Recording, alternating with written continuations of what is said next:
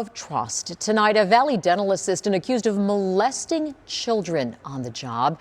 ABC 15's Fort Hatchett broke the story. Joins us live now near Arizona Avenue in Chandler Heights, the office where that employee worked. And Ford, even more disturbing, police don't believe this is an isolated incident.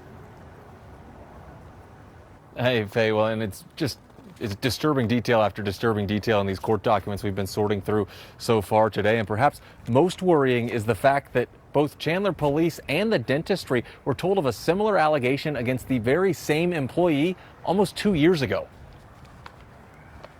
Investigators accused 27-year-old Deion Garcia of taking a 6-year-old girl into an x-ray room during an appointment at Kidiatric Dentistry in Chandler, where police say he told the child's parent not to come with them and then allegedly molested and took inappropriate pictures of the girl. You're horrified and angry and frustrated and all those things. When police were alerted, they searched Garcia's phone and say they found pictures of a 4-year-old patient who had been sedated in the office last week. Exactly. It's just like all the videos where they show, would your kids talk to a stranger? No, they wouldn't, but yes, they do, because it's scary for kids. Even more than that is those kids are traumatized, and they'll be for a long, long time. According to court records, Chandler PD and Kidiatric were both told of an allegation accusing Garcia of molesting a 6-year-old patient in 2022. But that investigation was ultimately closed with not enough evidence to corroborate what occurred.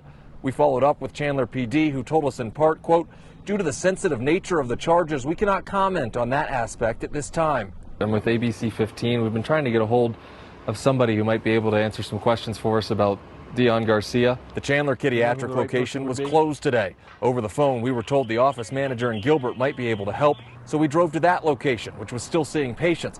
We were told no one would comment and were then asked to leave. Garcia's cash bond was set at $500,000. He didn't say much in court, but doesn't seem to want to be behind bars for long. Not now.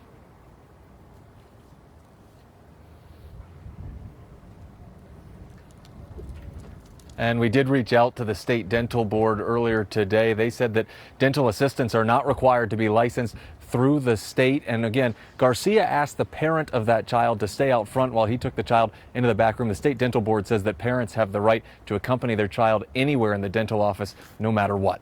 In Chandler, Fort Hatchett, ABC 15, Arizona. Important information for parents. Ford, thank you.